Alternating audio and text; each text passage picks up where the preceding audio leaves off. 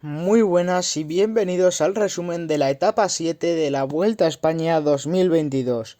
Hoy teníamos una etapa de media montaña con un puerto muy duro a mitad de etapa que habrá que ver qué sprinters pueden terminar de aguantarlo.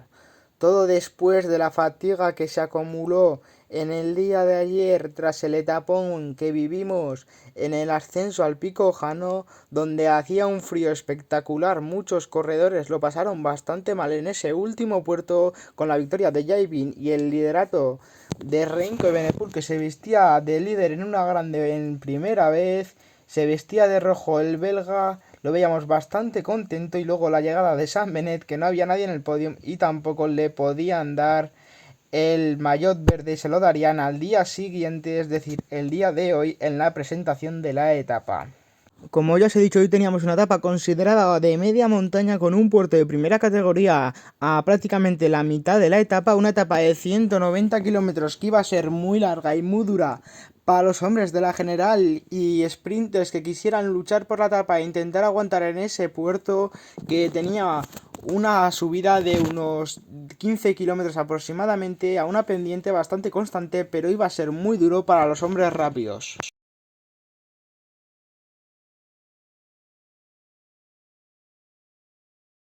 Comenzaba la etapa con ese corte de cinta que se hace todos los días.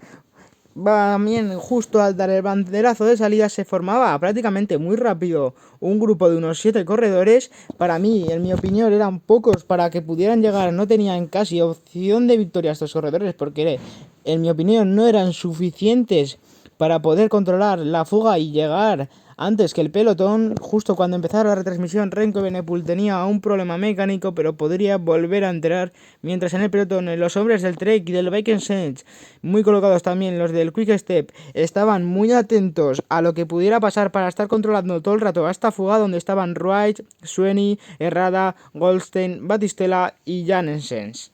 Se enfadaba el corredor Renko Evenepoel porque no le dejaban pasar los coches. Sam Bennett, que hoy tendría que aguantar una dureza espectacular que no está acostumbrado si quiere ganar.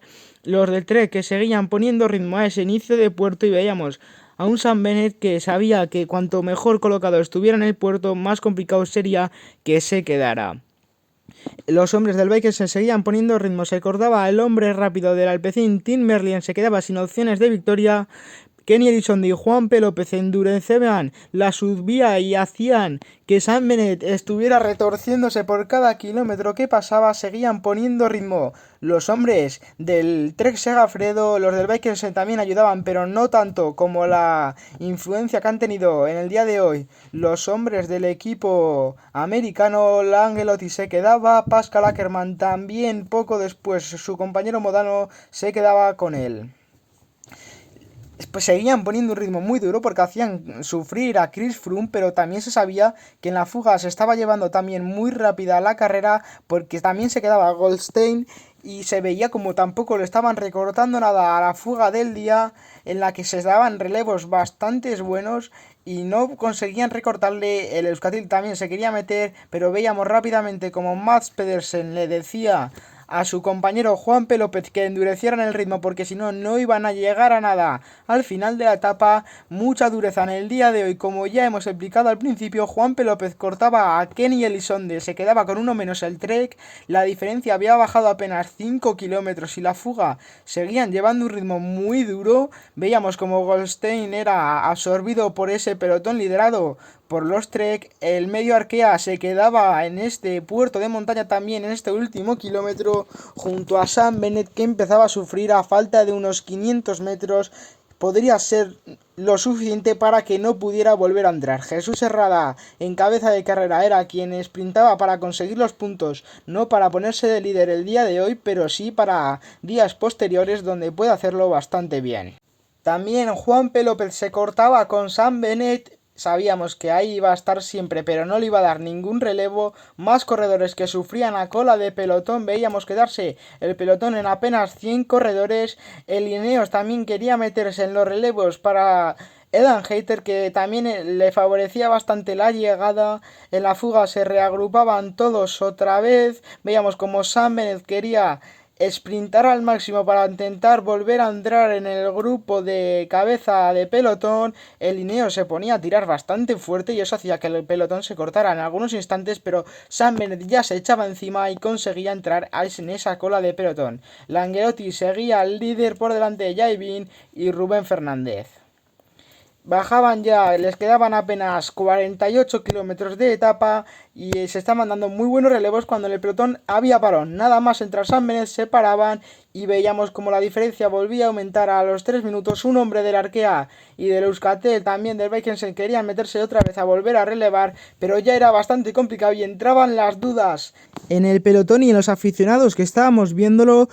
No sabíamos si podría llegar la escapada o si finalmente les darían caza, pero tenía pinta de que la escapada iba a conseguir la victoria porque recortaban tiempo, sí, pero muy poco a poco pasaban los kilómetros y apenas le quitaban 5 segundos por kilómetro y eso iba a ser muy complicado para el pelotón. Veíamos que se había caído Remy Rochas en la bajada, pero también nos comentaban que se había abandonado una caída que no hemos visto ni hay imágenes de ella.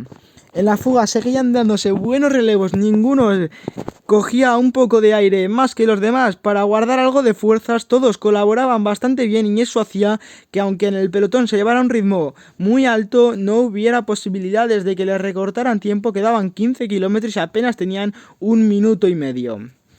Se sabía que había muchas posibilidades que se la llevara a la fuga si ningún equipo se organizaba del todo bien en el pelotón, que es de lo que tenía pinta porque a falta de 7 kilómetros ya solamente tenían 50 segundos y veíamos como la victoria iba a estar en la fuga porque apenas les recortaban ya en estos últimos kilómetros de la carrera. Veíamos como un hombre del Bora también se quería meter a tirar cuando se sabía que era ya prácticamente imposible. Ya se veía que el ritmo había bajado bastante porque todos se ponían en paralelo y ensanchaban la carretera muchísimo. Entraban ya en esos últimos 2 kilómetros, se vigilaban unos a otros ya en ese último kilómetro ya.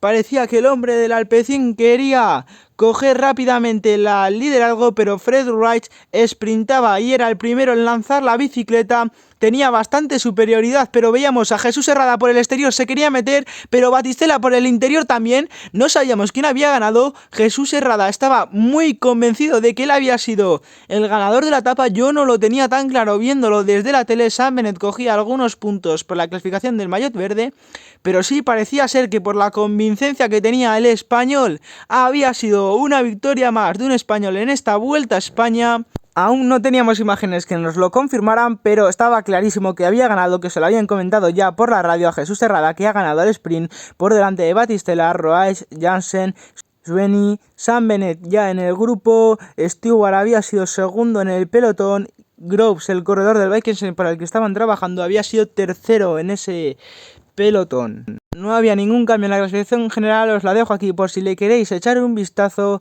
En la de los puntos, Sam Bennett aumentaba un poco, no mucho, la ventaja sobre Mats Pedersen y Wright. Renko Evenepoel seguía igual con ese maillot blanco que portaría Juan Ayuso. Langelotti seguía con ese maillot de lunares azules, pero se le acercaban todos en un pañuelo y iba a ser muy interesante esta clasificación al final de la vuelta. Por equipos se coloca primero el Bahrein por delante del UAE por meter a Wright en esa escapada. Jesús Herrada ha sido el combativo del día porque lo más seguro es que haya sido por ser el ganador de la etapa. Y mañana tenemos otro etapón de alta montaña. Este fin de semana que viene nos promete bastante porque hay etapas muy interesantes. Mañana con el final en el Colau de Fancuaya habrá que ver qué corredores se mueven para rascar tiempo a Renko Evenepoel. Yo creo que lo más seguro es que Enric Mas supera a Rudy Mollard en esa clasificación y habrá que ver las piernas que tiene mañana Primo Roglic para quitarle algo de tiempo al belga que se le ve muy fuerte. Si os ha gustado el resumen, compartir, darle like y suscribiros. Os recomiendo que activéis la campanita para que no os perdáis nada del vídeo porque suelen quitar algunos tramos por los derechos de autor. Esperemos que lo podáis ver al completo. Nos vemos mañana con el resumen de la etapa 8 que promete bastante comparado con lo que vimos ayer. Adiós.